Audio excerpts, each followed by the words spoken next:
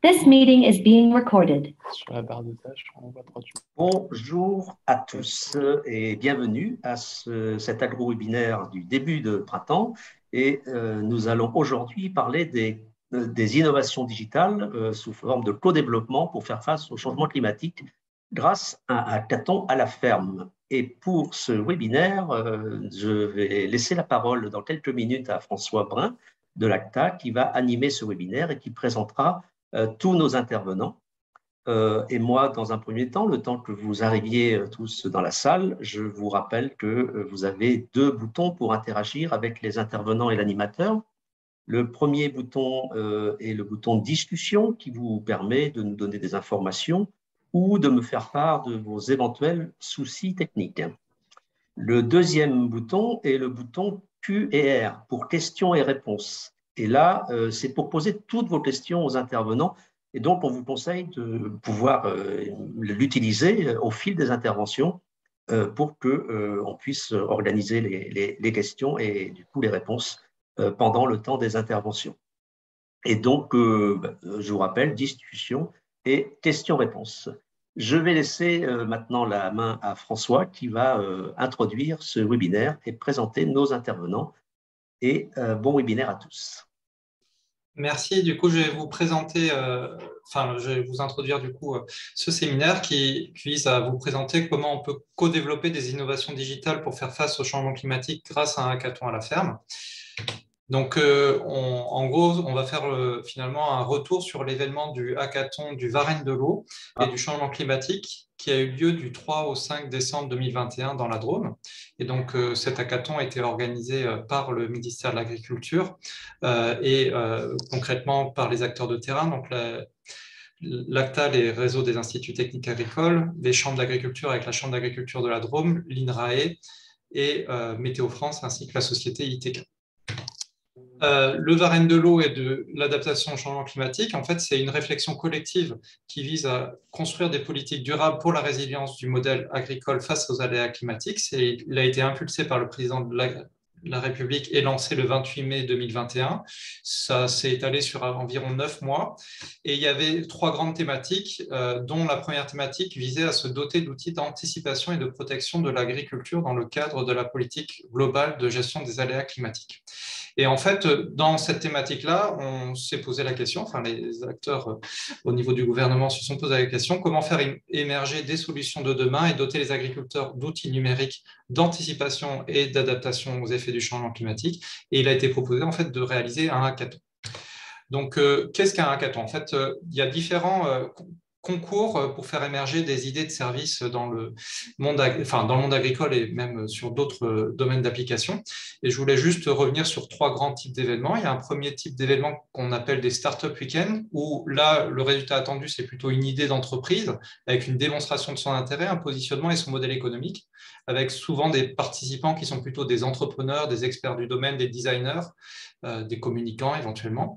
On a un deuxième format qui sont les hackathons, et donc c'est celui-là qu'on vous présentera plus en détail après, où là, le résultat attendu est un prototype informatique d'application pour montrer son intérêt et sa faisabilité. Là, du coup, les participants sont beaucoup plus des informaticiens, des data scientists et des experts de l'agriculture. Et on a un troisième type aussi qui est encore un peu différent, qui s'appelle les data challenge, où là, l'objectif est de construire un modèle de prédiction sur une question et un jeu de données clairement défini. Où là, le public cible sont plutôt des data scientists, des gens qui analysent les données principalement. Donc, le hackathon, voilà, un hackathon, en fait, nous, on propose d'organiser des hackathons pour les agriculteurs, avec les agriculteurs.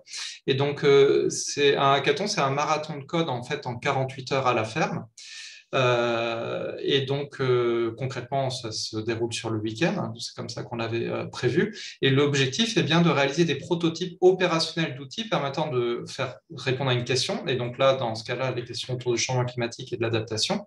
Ça s'organise en fait en équipe de 4 à 8 personnes avec des étudiants, des agriculteurs, des acteurs du monde agricole et du monde numérique qui sont réunis en fait pour inventer ces solutions, les concevoir, mais aussi les coder en fait pour avoir un vrai prototype informatique à la fin et avoir un prototype opérationnel. Donc, dans le cadre du hackathon du Varenne de l'eau, ça s'est passé sur plusieurs moments. Il y a eu le lancement du hackathon en fait en octobre 2021. Puis, on a organisé un appel à idées. Et donc là, autour de cet appel à idées, Alexandra Maltas, qui est enseignante en agronomie au lycée agricole d'Auzeville, et Pierre-Antoine Azema, qui est donc étudiant dans ce même lycée en deuxième année de BTS, vous présenteront un peu la contribution des lycées agricoles à cet appel à idées. Puis après, il y a l'événement lui-même, en fait, qui a eu lieu du coup le week-end du 3 au 5 décembre dans la Drôme. Donc là, François Gaudin, qui est conseiller en production volaille et porc à la Chambre d'agriculture de la Drôme, vous présentera comment ça s'est passé concrètement sur le terrain, en fait, dans cette ferme expérimentale. Et Élodie Doutard était une des participantes avec une équipe, et donc elle fera un retour d'expérience, en fait, en tant que participant sur un projet qui a été lauréat. Et enfin, je conclurai avec quelques éléments sur l'accompagnement post-hackathon de ces projets, puisqu'il s'agit après de voir comment on peut mener ces projets à bien vers du service. Et j'en profite pour remercier aussi Nelson Numbisi, qui était à l'ACTA sur la préparation de ce hackathon et cet événement concret qui était avec nous pour les derniers. Donc, juste avant de passer la main donc, à Alexandra, le processus en amont du hackathon, il y a tout un travail de préparation pour faire émerger des idées, les faire mûrir. Et donc, ce processus d'idéation, il a eu lieu avec à la fois des ateliers climat et des agriculteurs dans la Drôme, et donc piloté par la Chambre d'agriculture à la Drôme notamment. On a eu un formulaire en ligne aussi sur le site ActaFerme pour avoir des idées qui émergent un peu de partout. On a eu des animations autour des réseaux sociaux aussi pour annoncer l'événement et puis faire sortir des idées éventuellement. Et les lycées agricoles, en fait, avec les lycées agricoles, on a organisé un concours en fait à destination des élèves de BTS. Et donc, c'est ça que je vais laisser présenter par Alexandra et Pierre-Antoine aussi son vécu de cet événement. Du coup, je te laisse la main, Alexandra. Alors, je coupe le partage, peut-être.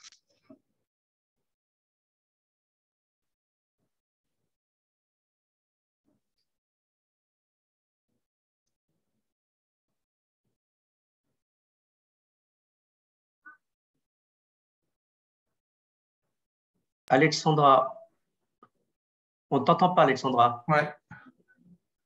Si tu peux couper ta caméra et mettre en mode diaporama.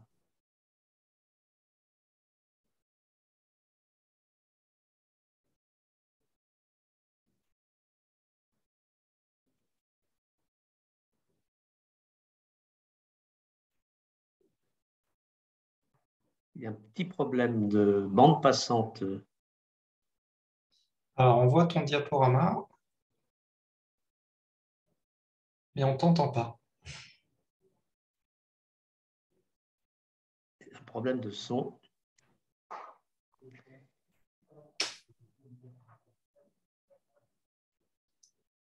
On ne t'entend pas, Alexandra, encore. Je ne sais pas si tu nous entends, mais...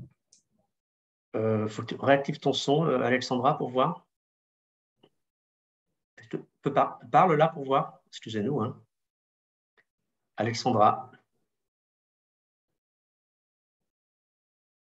Est-ce que c'est important qu'elle présente en premier ou ça peut être François qui présente en premier? Là, on t'entend. Alexandra, Oui, là, on t'entend. Ouais. Okay. Parler, mais ça ne marche pas. Là, François, c'est bon, vous m'entendez? Oui, on t'entend là. Non, ça marche. Gaudin peut peut-être intervenir et Alexandra. Si, on l'entend. Ça marche pas. Peut-être le micro de peut-être que le son de ton ordinateur est éteint tout simplement. Enfin, nous, on l'entendait. Alors. Mais... Regarde le bouton s'il n'est pas éteint. Ah, on entend, me dit-elle. Alors, oui, vous m'entendez moi, mais François, vous attendez Alexandra? Juste à l'instant, on l'entendait. Vas-y, Alexandra, on te laisse parler pour voir. Oui. Bon, c'est bon. Ah, d'accord, c'est moi le problème. Là, c'est bon ou pas? Oui, je pense que c'est bon là. Parfait. On voit l'écran et on t'entend, donc on te laisse y aller. Ok, très bien, merci. Donc, moi, je vais vous présenter rapidement la participation des lycées à l'école au concours d'idées. Donc, pour rappel, le concours d'idées a eu lieu en début d'année. L'objectif, c'était de proposer sous forme de poster des idées d'outils informatiques qui permettraient d'évaluer et de s'adapter au changement climatique. Et donc, au final, de proposer des posters qui serviraient de sujet pour le hackathon. Donc, au niveau des lycées agricoles, il y a 3 lycées qui ont participé. Donc, vous voyez qu'il y a 2 BTS en production animale et un BTS en production végétale. Donc, c'est un concours qui était uniquement à destination des BTS agricoles. Donc, 3 lycées participants, c'est assez peu, mais au final, ça s'explique par le délai de réalisation qui a été court, puisque l'annonce du concours est arrivée le 20 octobre pour un rendu le 20 novembre. Donc, au final, il y a 9 posters qui ont été proposés, donc pour 3 lauréats qui sont affichés à l'écran. Donc, moi, je vais vous présenter maintenant plus spécifiquement comment on a mis en œuvre ce concours d'idées dans le cadre de notre classe de BTS APV à Haussville. Donc, le choix qu'on a fait, ça a été de positionner finalement cette action en deuxième année de BTS. On est parti du principe que les premières années, en début d'année scolaire et sur un laps de temps aussi court, n'auraient pas le bagage suffisant pour répondre à la problématique. Donc, on a positionné 2 séances sur des créneaux de pluridisciplinarité et de M11. Donc, c'est le module d'accompagnement au projet professionnel. Donc, pour ceux qui ne connaissent pas les lycées agricoles, c'est des créneaux hebdomadaires sur l'emploi du temps des élèves et qui nous laissent une certaine souplesse en termes de thématiques abordées. Donc, la première séance, elle a été consacrée à l'appropriation de la question à proprement parler et puis surtout, elle a été l'occasion donc, pour les étudiants de choisir les idées qu'ils voudraient développer. Donc, les idées qu'ils ont choisies, donc, elles sont au nombre de 3 et elles sont surtout orientées finalement sur la gestion et l'adaptation aux aléas climatiques dans un contexte de grande culture. Donc, vous avez les trois thématiques que les étudiants ont choisi de présenter affichées sur l'écran. À l'issue de cette séance, la deuxième séance donc, a été réalisée après les vacances et elle a été consacrée à la réalisation des posters. Donc nous, au niveau des posters, ce qui nous intéressait surtout au niveau pédagogique, c'était de faire travailler les étudiants sur des cartes mentales, comme celle qui est affichée à l'écran. Et ce qu'on voulait surtout, c'était leur faire schématiser finalement l'impact des variables climatiques sur les différentes composantes de l'agrosystème et ainsi donc leur faire des révisions par rapport au programme de la première année. Donc concrètement, finalement, comment on a pu intégrer ce concours d'idées dans la progression de la classe? Donc ce qu'il faut savoir, c'est qu'en BTS APV, on a un module qui se prête particulièrement bien à cette thématique, qui est le module M53 Sol-Climat. Donc c'est un module qui est traité en première année et tout ce qui tourne autour des changements climatiques, c'est notamment plutôt vu en fin de première année. À ce titre, d'ailleurs, la classe a participé l'année dernière au concours Pocket Film organisé par Educagri et qui portait sur cette thématique. Et ils ont gagné du coup un prix avec leur film sur l'agroforesterie. De manière plus globale, évidemment, tout ce qui est voie d'atténuation et d'adaptation au changement climatique, c'est vu dans divers autres modules de la formation à travers les pratiques agroécologiques. Et notamment dans notre BTS, en deuxième année, ils travaillent sur un module d'initiative locale qui porte plus spécifiquement sur l'expérimentation en agroécologie. Et dans ce module, donc, ils doivent suivre des essais, par exemple, sur les couverts végétaux ou l'insertion des légumineuses à graines, ou par exemple aussi le choix des variétés anciennes de blé. Donc ça, c'est pour le référentiel du BTS APV. Et puis après, dans notre BTS, on a également, et c'est vraiment propre au BTS d'Haussville, on a décidé de mettre en place une séquence découverte des outils d'aide à la décision. Donc, c'est une séquence qui s'étale sur les 2 années du BTS. Pour cela, on a choisi en première année de choisir un outil d'aide à la décision relativement simple qui est EcoHerbie de l'ACTA. Donc, c'est un OAD qui permet de choisir les leviers agronomiques pour gérer les adventices. Ensuite, pour que les élèves comprennent un petit peu ce qu'il y a dans la boîte noire des OAD, on les a fait travailler sur la proposition d'un nouveau module couvert dans cette OAD. Et il faut savoir que EcoHerbis se prête particulièrement à cet exercice avec des étudiants, puisque c'est un OAD qui est construit à dire d'experts et donc qui ne nécessite pas de formalisme. Et puis enfin, pour ouvrir la thématique, on a une intervention de M. Brun, donc, qui vient présenter les autres types d'outils de la décision aux étudiants. Donc voilà pour la vision enseignante. Donc je vais laisser la parole à Pierre-Antoine Azema, étudiant en 2e année. Alors, pour présenter un peu mon parcours et pourquoi le BTS APV, savoir que je suis très attiré par l'agroécologie, j'ai toujours été sensible aux problématiques environnementales et je suis convaincu qu'on peut et que nous devons développer des solutions pour arriver à nourrir tout le monde, tout en respectant l'environnement et le revenu des agriculteurs. C'est dans cet objectif que j'ai intégré avec mon bac S à Eusville le BTS APV. Notre BTSA nous permet de développer des solides compétences techniques, théoriques et pratiques, car tout ce que nous faisons en classe, nous le voyons sur l'exploitation du lycée. On se rend aussi régulièrement chez des agriculteurs de divers horizons, ce qui m'a permis de mieux comprendre les contraintes et finalités de ces exploitants. C'est primordial pour pouvoir proposer des techniques innovantes et durables adaptées à leur contexte. Concernant ma participation au concours d'idées ou hackathon, alors ce concours de poster, il nous a donné à moi et aux jeunes de filière agricole vraiment la possibilité de donner notre avis et ainsi d'être acteurs de l'agriculture de demain. Et en plus d'être acteur, avoir des idées, c'est bien, les concrétiser, c'est mieux. Alors, lorsqu'on m'a proposé de participer au hackathon, je n'ai pas hésité une seconde. J'ai eu la chance de travailler nuit et jour sur un projet avec pour objectif de présenter des solutions en seulement 48 heures. J'ai adoré travailler en équipe avec des génies de l'informatique et de l'agronomie qui manipulent les bases de données avec une aisance incroyable, même si pour moi, ça a été un vrai défi étant le seul BTS inscrit. Et chacun a apporté ses compétences dans ce domaine et c'était très enrichissant. Et ça m'a aussi montré qu'aujourd'hui, pour mon projet professionnel, les compétences agronomie informatique, elles sont vraiment très recherchées et ça me conforte vraiment dans mon choix actuellement d'essayer d'allier l'agronomie et l'informatique pour l'agricole du futur. Voilà.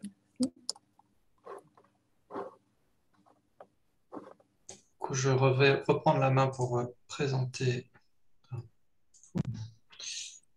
Du coup, voilà, donc je vais laisser la main à François Gaudin pour présenter le déroulement du hackathon lui-même. Donc normalement, je te laisse la main, François. Donc, bonjour à tous, effectivement, François Gaudin, donc, je suis conseiller à Volaille à la Chambre d'agriculture de la Drôme, donc, qui a accueilli ce hackathon. Alors, c'est plus en tant que, on va dire, ayant une certaine appétence pour les outils numériques que j'ai été impliqué dans ce projet. Donc, un hackathon, finalement, à quoi ça ressemble? Il faut s'imaginer, donc, le vendredi, l'accueil de tous les participants, donc, qui viennent littéralement des quatre coins de la France, qui viennent par tous les moyens possibles et imaginables, donc à Bourg-les-Valences, au siège de la Chambre d'agriculture, donc pour un premier accueil convivial, et on va dire le temps de récupérer, entre guillemets, tout le monde. Et ensuite, assez vite, va venir le moment des pitchs. Le moment des pitchs, c'est pour chaque projet, on a un porteur de projet qui va, dans un temps court de quelques minutes, présenter l'idée qu'il a dans le but de motiver des personnes pour former son équipe. Parce qu'il faut savoir que dans le hackathon, la plupart des participants ne viennent pas avec une idée, mais rejoignent une idée en cours de route. Donc c'est important en fait dans ces pitchs parce qu'à la fois, quelque part, on vend entre guillemets une idée et on vend aussi une équipe. Comme ça a été dit, c'est un moment de travail assez intense, donc il faut aussi que en termes de travail, ça matche bien au niveau humain également. Et ensuite, donc une fois que les équipes sont constituées autour de ces projets, on va y avoir le départ vers la ferme, et donc vous allez voir quelques images qui ont été tournées lors de ce hackathon, donc qui s'est déroulé sur la ferme, une des fermes expérimentales, donc que vous voyez à l'écran, la ferme expérimentale d'Étoile-sur-Rhône. Voilà, avec tout d'abord une présentation de la ferme assez rapide pour voir où est-ce qu'on met les pieds, et ensuite la mise au boulot de tout le monde. Donc on va être vraiment sur 48 heures, alors un peu moins, mais vraiment de travail intense, avec quand même la possibilité effectivement d'avoir des moments de convivialité. Et donc voilà, les équipes sont installées dans les locaux. avec tout le matériel nécessaire. Donc, ils en ont apporté. Chacun amène évidemment ses ordinateurs, mais on a tout ce qu'il faut au niveau connexion Internet. On a aussi la possibilité, donc l'équipe d'organisation qui pouvait passer pour coacher les équipes, pour pouvoir aussi amener du savoir, de la compétence. Il faut savoir qu'on a quand même un nombre assez important de personnes qui viennent sans être du milieu agricole ou sans travailler dans le milieu agricole. Et donc là, on voit la partie plus nocturne, donc où toute la restauration se fait sur place. Le couchage se fait quand même aussi en grande majorité sur place. Donc voilà, on est vraiment dans le codage jour et nuit. Donc c'est un peu l'un des deux traits particuliers du hackathon, c'est ce côté très intense, et ça va être aussi le côté très, très convivial. Voilà, les deux se tiennent forcément. Et voilà, quand on parle d'intensité de travail, voilà, ça c'est les moments plus conviviaux. Donc voilà, si on fait un peu le compte, je sais pas, on doit être à pas loin d'une quarantaine d'heures de boulot par personne. Donc sur des équipes de 6 à 8, ça fait vraiment des choses des prototypes qui sont vraiment opérationnels à la fin. Et pour n'être pas du milieu des data science, ça rend vraiment, c'est vraiment assez impressionnant. Et avec, là, on voit à l'image donc un projet avec des capteurs, donc aussi une diversité de projets assez importante.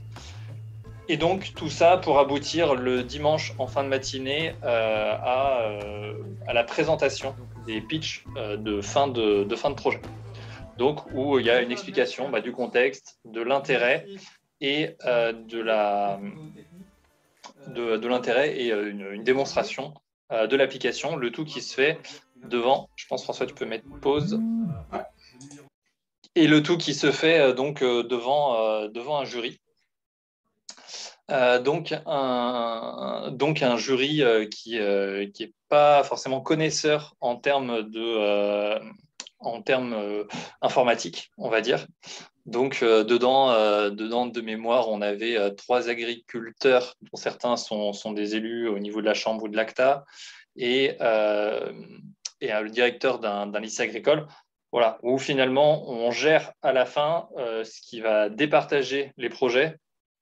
C'est pas de savoir si le projet est en lui-même informatiquement, on va dire, esthétiquement beau, mais est-ce qu'il est utile? Et c'est ça qui est vraiment intéressant en termes d'innovation, c'est qu'on est vraiment sur du projet concret et sur du projet utile. Donc voilà, de retenir vraiment ça. Vraiment une ambiance assez sympa d'avoir tous ces codeurs et tous ces participants sur la ferme pendant un week-end, vraiment dans une bonne ambiance. Le fait que le format soit dans un temps de travail aussi très resserré, qui donne derrière vraiment des retours assez impressionnants. Et je voudrais vraiment conclure avec ce retour en fait qu'ont fait les membres du jury. Voilà, donc encore une fois, qui s'y connaissent pas particulièrement plus que ça en informatique, mais vraiment des retours assez impressionnés en fait de tout ce qu'on peut faire en 48 heures, de tout ce qu'on peut faire aussi avec un public qu'ils ont pu un peu rencontrer, des participants qui sont pas forcément du milieu agricole.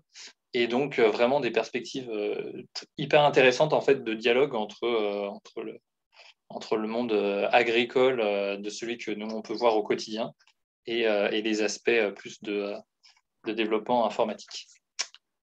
Voilà un peu pour l'ambiance dans laquelle a été fait ce week-end.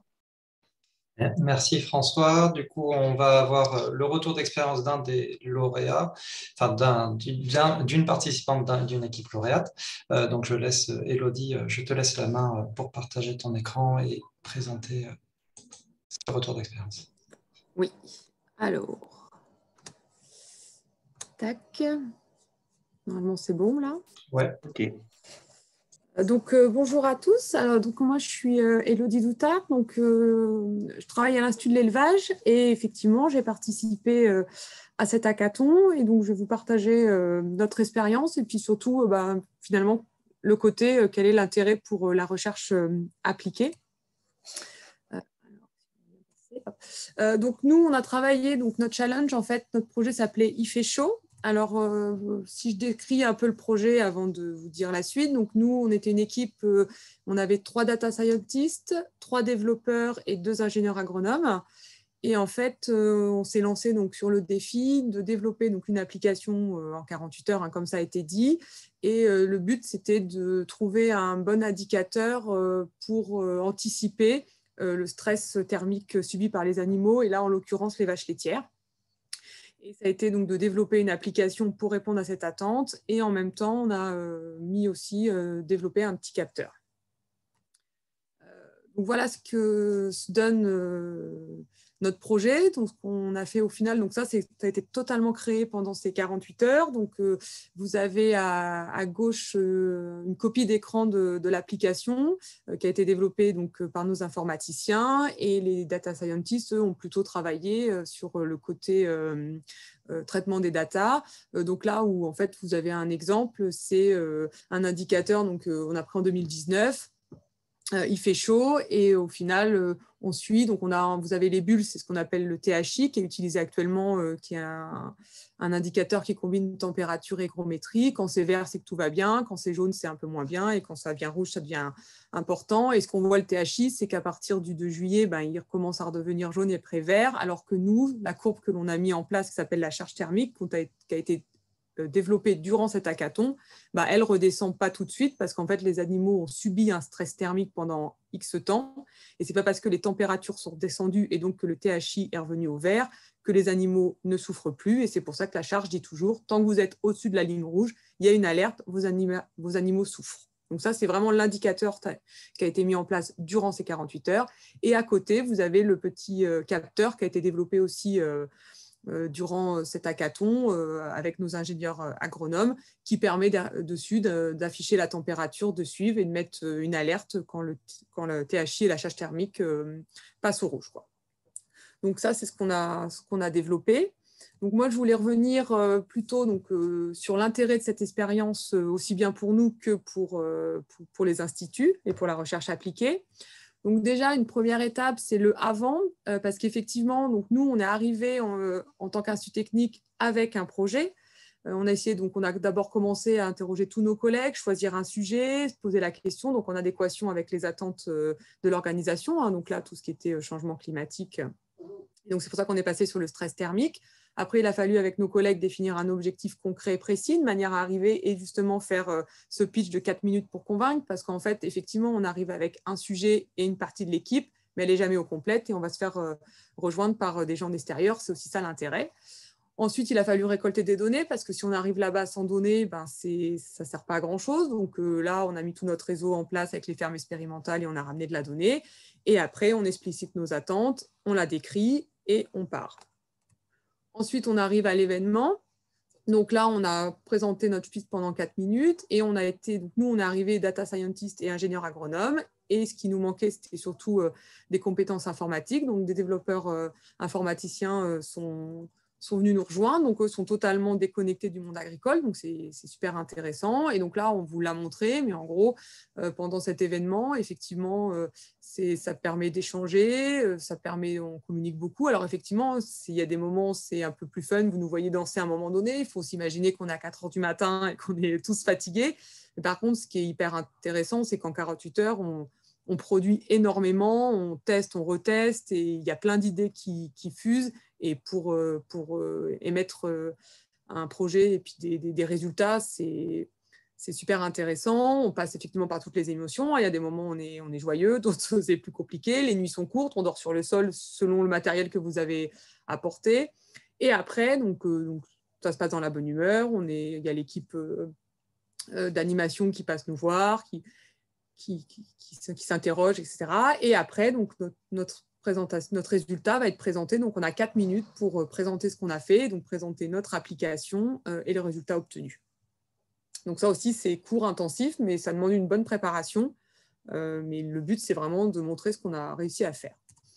Et ce qui est aussi intéressant, il y a le après, parce que pour la recherche appliquée, c'est vraiment une preuve de concept, un POC qui a été créé très rapidement, et donc après, vous venez avec quelque chose de concret. Nous, on a une application qui est en ligne, libre, qui est ouverte à tout le monde et qui permet de montrer ce que ça fait. Donc là, c'est vraiment concret. Derrière, on peut aller jusqu'à des dépôts de projets pour aller plus loin que ces 48 heures. Donc, c'est aussi le but pour les instituts techniques. Et puis après, donc, le but, c'est aussi de rendre service aux agriculteurs. Donc, derrière, on a fait des communications, on a échangé, et on a vu que ça intéressait, qu'il y avait des attentes. Donc, maintenant, le but, c'est d'aller plus loin et de pouvoir récolter davantage de données pour développer encore l'appli de manière à aller jusqu'au bout. Et c'est pour ça que je marque ça dans cette dernière slide. C'est un vrai starter pour prouver un concept, se dire voilà, ça marche et là, on vous le prouve.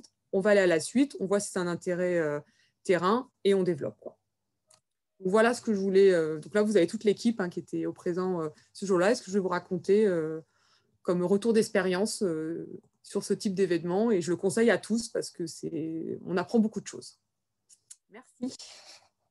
Merci, Élodie. Tac.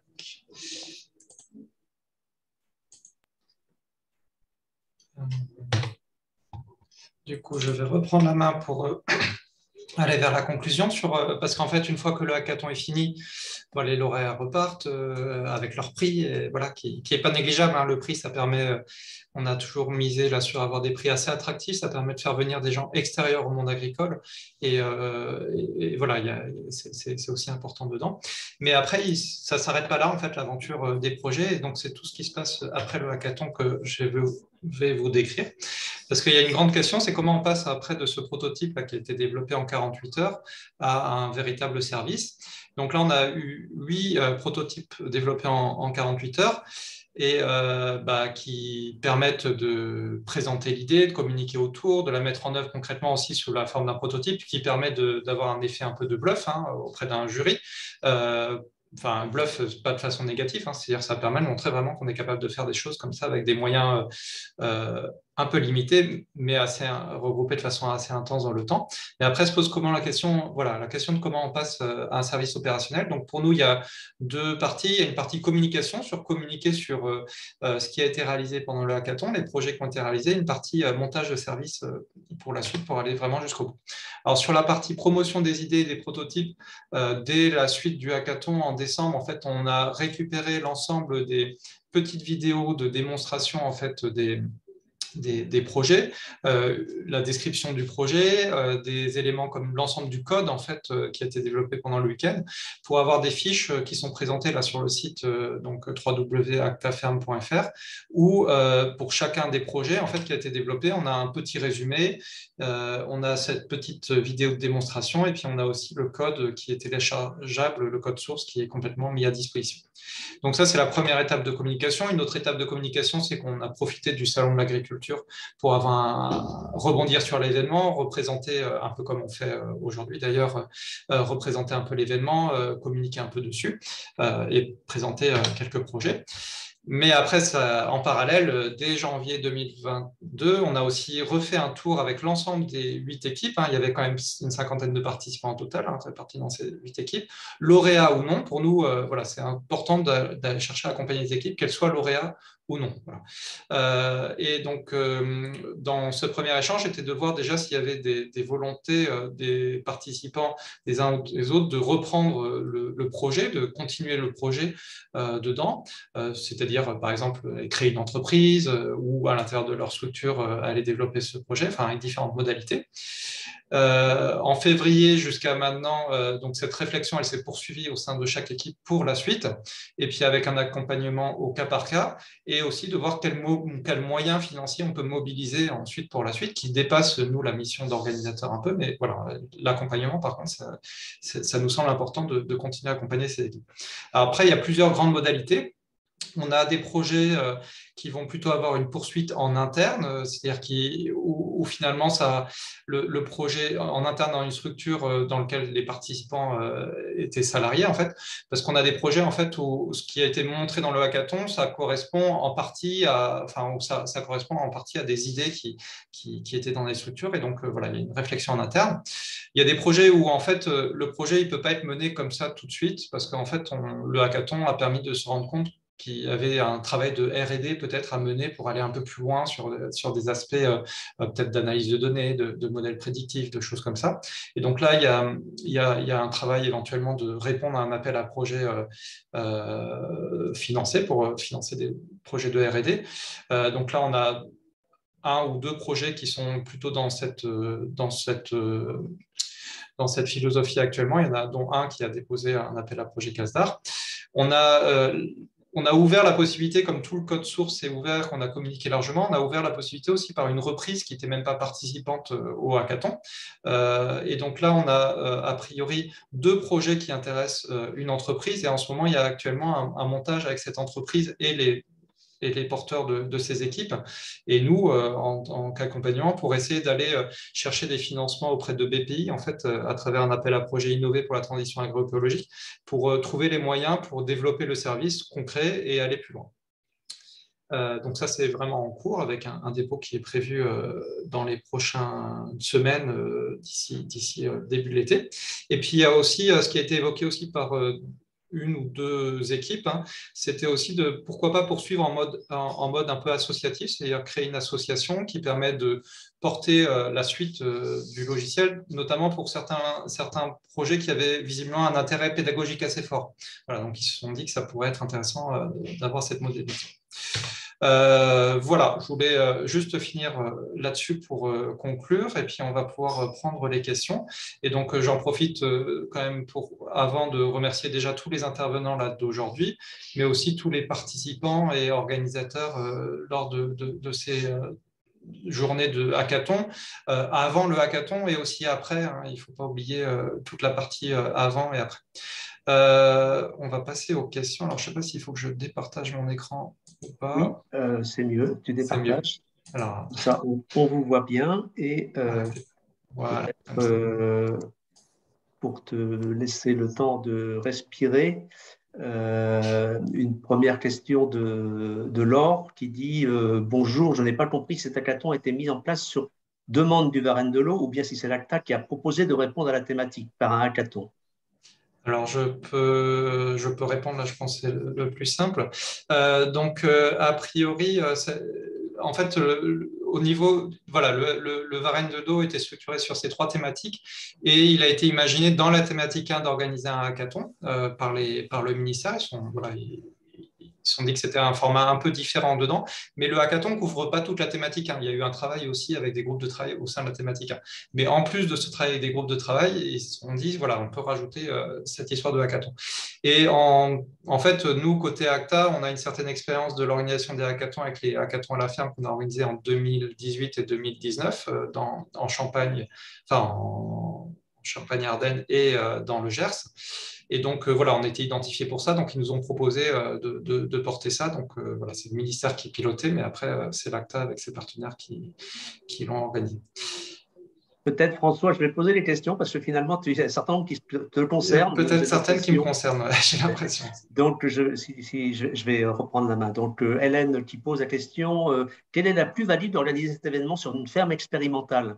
Le fait d'être dans un tel lieu influence-t-il les projets ou la manière dont travaillent les équipes? Alors, je peux répondre, mais sinon, peut-être François, si tu veux.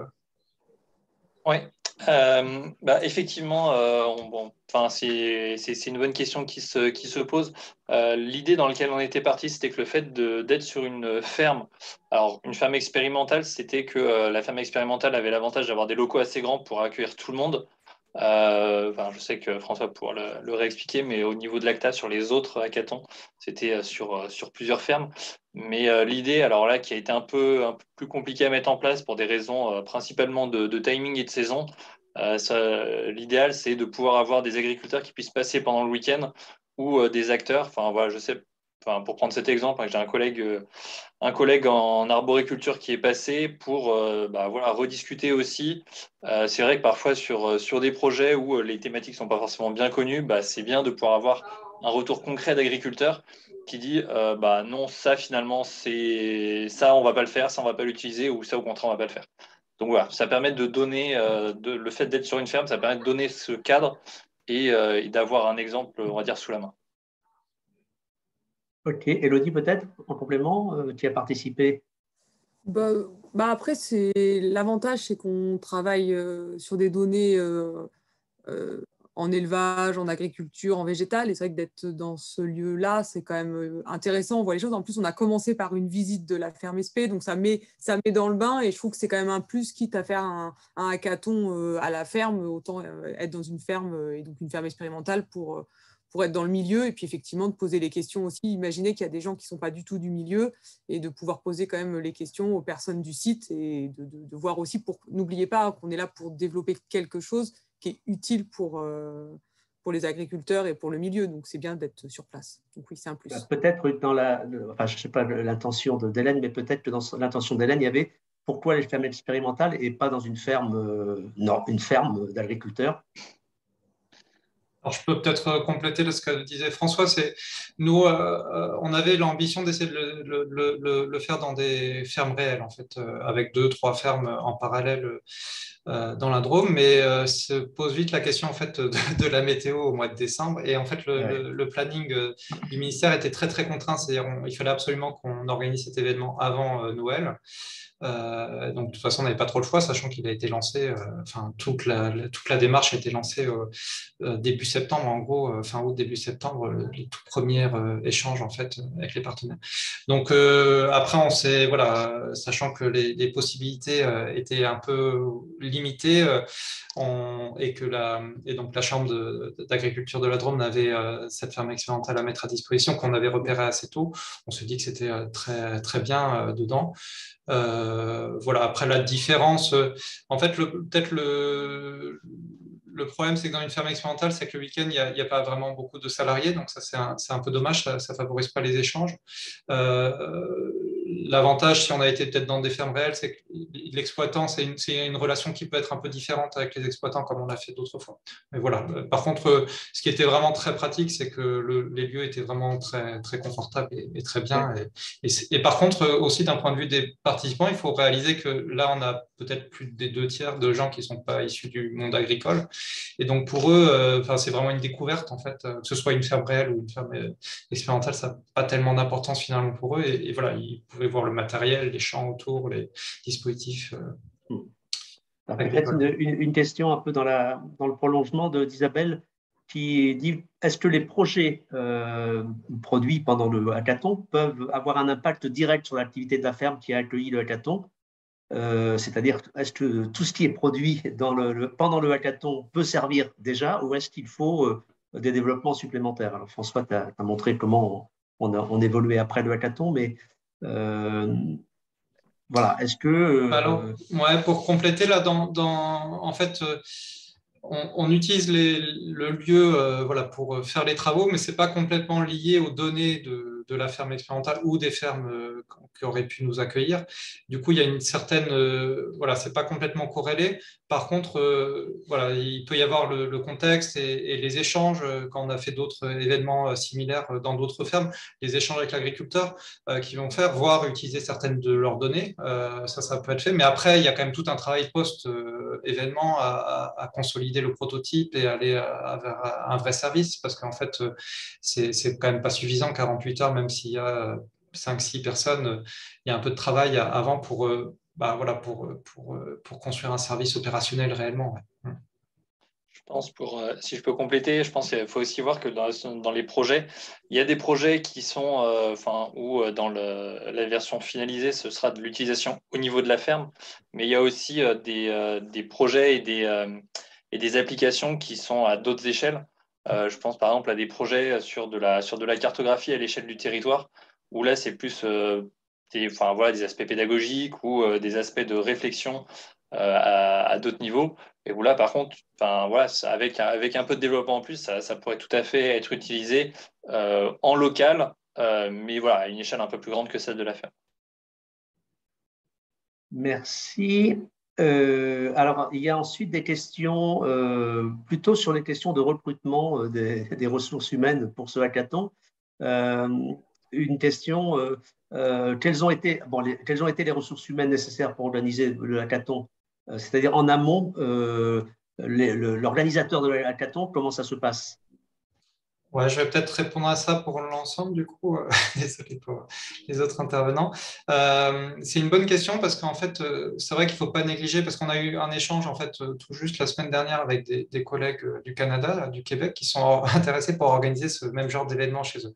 Donc, on présentait un petit peu les avantages, mais aussi effectivement le revers de la médaille en termes d'organisation.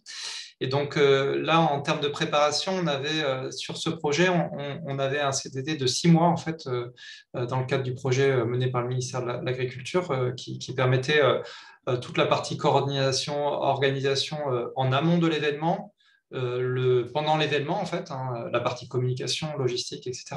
Et aussi le travail après l'événement pour valoriser les choses.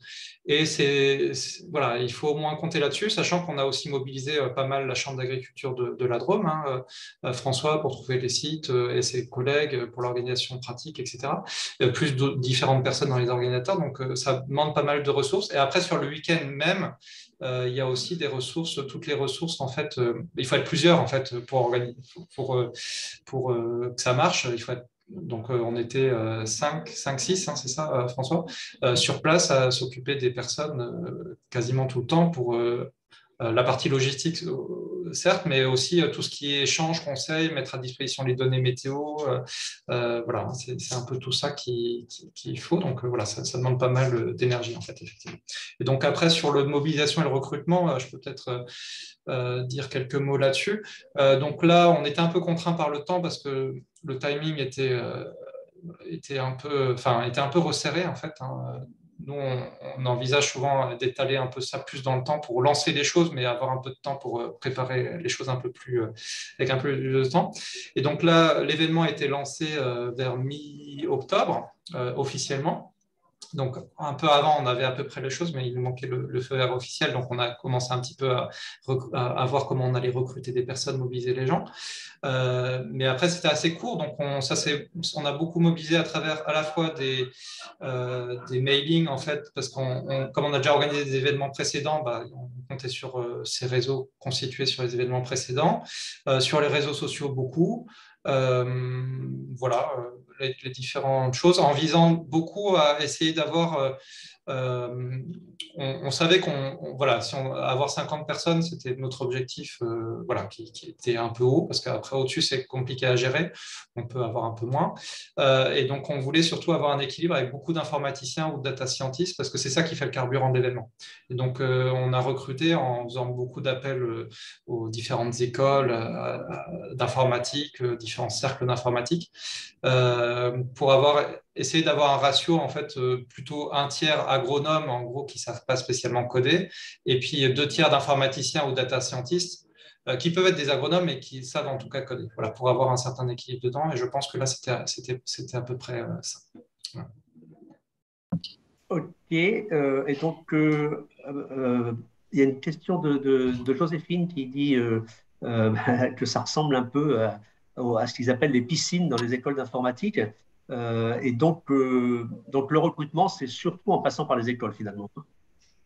Voilà, c'était mixte, hein, les gens venaient d'ailleurs, en fait. Et oui, d'ailleurs, pour compléter, on n'a pas que des étudiants dans les participants, hein. On a vraiment, c'est mixte en termes d'agronomie, data scientist, informaticiens. Mais c'est aussi dans les générations, c'est assez mixte. On a des étudiants, des jeunes étudiants, on a des professionnels, hein, que ce soit des agronomes ou des informaticiens. Et puis on avait aussi des gens qui étaient des gens qui étaient en reconversion professionnelle en fait, qui se retournaient vers l'informatique après. Voilà, on avait vraiment des profils très variés dedans, avec une gamme d'âge assez large en fait, et puis assez diversifiée.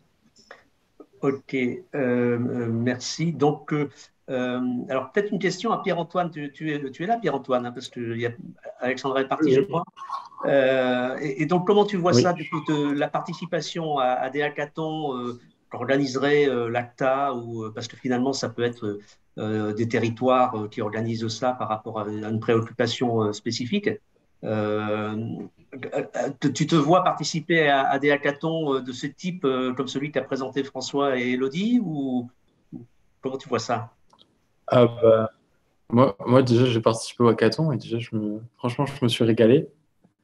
Et si j'ai l'occasion de recommencer, je recommencerai. Oui. C'est parce que juste pour l'expérience, j'ai appris un peu à travailler avec les bases de données, comment c'était fait, voir un peu aussi, ça plonge aussi dans le monde professionnel parce que avec les gens qu'on rencontre, etc., il y avait beaucoup de professionnels. Et ça permet vraiment aussi de voir ce qu'on fait en cours, comment le mettre en place derrière pour le monde professionnel, quoi. Ok, excusez-moi, je n'avais pas compris qu'il avait participé au hackathon directement avec son lycée. Il y avait combien du coup d'équipes dans le hackathon et quels sont les prix? Donc, ouais, je peux peut-être préciser, sauf si François, tu veux. Non, il y avait donc au final il y avait une cinquantaine de participants avec 8 équipes qui sont formées autour de 8 équipes. Il y avait un peu plus de sujets présentés au début. Il y en a 2 ou 3 qui ont été qui n'ont pas trouvé preneur dans la foire au pitch au début. Donc c'est une genre de sélection naturelle aussi qui se fait. Et donc il y a 8 équipes constituées. Et après on avait 3 prix. En fait, le lauréat avait un prix de 5 000 euros. Enfin, l'équipe lauréate avait un prix de 5 000 euros. Le deuxième prix, c'était 2 500 et le troisième, c'était 1 000 euros. Et c'était des prix en cash. Voilà, on tient à ça aussi pour l'attractivité, d'avoir des prix en cash. Et c'est du prix vraiment pour les personnes, pas pour porter le projet après spécialement. Voilà. Après, on dissocie les deux. Il y a le prix pour les personnes, ça c'est pour assurer qu'il y ait beaucoup de participants et des participants de qualité aussi. Et après, on a de l'accompagnement post-projet avec différentes modalités financières qui nous dépassent un côté ACTA. On essaie d'orienter les gens dans différents guichets. Et du coup, les prix sont donnés par directement l'ACTA dans ce cas-là, ou il y a des mécènes Dans ce cas-là, derrière? c'est le ministère, du coup, enfin, c'est via l'ACTA, mais l'ensemble du budget était porté par le ministère de l'Agriculture, dans le cadre du Varenne de l'eau et du changement climatique. Donc, après, c'est nous qui avons fait la gestion avec les équipes, enfin, avec les personnes individuelles des équipes. Merci. Il y a une petite observation là d'Olivier là dans le chat qui dit c'est bien de raconter le comment, mais il faut aussi raconter le contenu du sujet. Cela peut donner du sens aux données présentées. Est-ce que dans les 8 projets, là, bon, on en a vu 2 exemples, mais est-ce qu'on peut avoir 3 ou 4 autres exemples des projets qui ont été faits travaillés pendant ce hackathon? Alors peut-être, je ne sais pas si Pierre-Antoine, si tu veux dire 2 mots sur le projet auquel tu as participé, parce que Pierre-Antoine a finalement une double position, c'est-à-dire ils ont participé au concours d'idées qui était en amont et qui était en préparation, mais qui était dissocié, enfin qui servait à alimenter le concours d'idées, mais qui voilà. Et en plus, il a pu participer au hackathon, ça tombait bien pour lui. Donc je ne sais pas si tu veux dire 2 mots sur le projet auquel tu as participé, si ça marche. Pierre-Antoine? Oui. Alors, moi, j'ai participé au projet Strategies. Donc, pour faire simple, ça consistait à comparer les rotations de blé actuelles au changement climatique futur. Donc, c'est-à-dire l'influence du labour, de l'irrigation, de la variété, surtout la variété. Donc, vous pouvez choisir la variété sur le logiciel et la méthode culturale. Donc, si on fait du labour, si on irrigue ou pas. Et voilà, donc c'était pour comparer et conseiller à l'agriculteur les variétés qu'il devait choisir pour le futur. Et avec quelle rotation idéalement. Et alors, vous avez été lauréat? Oui, on a fini à la 3e place. Ah, super, d'accord. Ouais. Et les autres sujets, des exemples d'autres sujets, vous vous rappelez? Alors, je peux peut-être donner quelques mots si tu veux, parce que je ne sais pas si tu les as complètement en tête, Pierre-Antoine, mais déjà, Non, là, je vais mettre aussi le lien sur le site sur lequel on a l'ensemble des fiches. Mais il y avait par exemple, il y avait un projet qui visait à avoir un système d'alerte autour du gel en arboriculture et vigne, où ils ont valorisé surtout des capteurs, en fait, avec l'idée d'avoir des capteurs bas coût pour avoir une spatialisation un peu plus fine, en fait, du gel à l'échelle de la parcelle, voilà, et en combinant ça avec des prévisions météo à court terme et un recalage de ces prévisions par rapport au capteur. Et donc là, c'était une équipe voilà, qui a pas mal misé sur la partie électronique aussi. Voilà. Souvent dans les hackathons, on entendait plus du développement vraiment informatique, mais là, dans ce hackathon, il y a eu deux équipes qui ont... Enfin, cette équipe a beaucoup misé sur l'électronique, et puis il y a une autre équipe, celle d'Elodie, hein, vous avez vu, ils ont aussi misé un peu sur l'électronique. Il y avait un autre sujet sur le gel où c'était voir le lien plus entre gel et phénologie, le développement des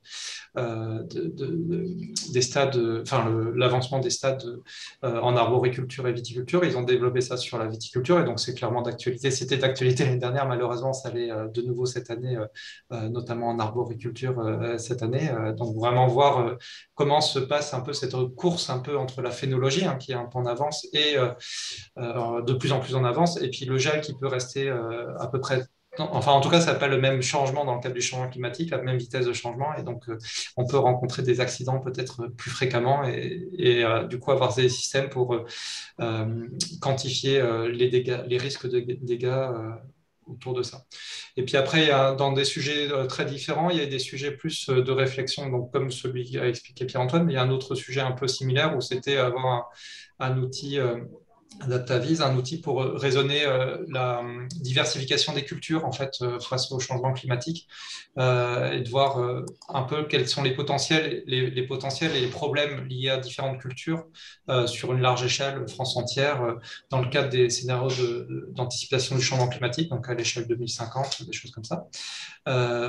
Qui a été projet qui a été pas mal noté par le jury pour son côté pédagogique. Il n'a pas été lauréat, mais on a eu voilà, il y a eu un côté pédagogique pour l'enseignement agricole ou pour l'enseignement supérieur agronomique, ça pouvait avoir un intérêt, ou même pour la sensibilisation des personnes à ça. Voilà, c'est des outils qui peuvent avoir cette place. Voilà, quelques mots sur le contenu. Ok. Et on retrouve l'ensemble des fiches là sur le site ActaFem. Vous avez les 8 projets qui, quand vous cliquez sur un des projets, vous avez une fiche qui décrit le projet, la documentation, le code, le petit film de démo qui permet de se rendre compte à quoi ça ressemble aussi. Et donc, sur le site ActaFem, du coup, il y a tous les prochains hackathons envisagés également ou pas? Est-ce qu'il y a des appels à participation à des hackathons regroupés dans un seul lieu? Alors, nous, non, on ne fait pas la veille sur tous les hackathons qui peuvent être organisés sur le domaine France ou Europe en lien avec l'agriculture. On n'a pas fait ça.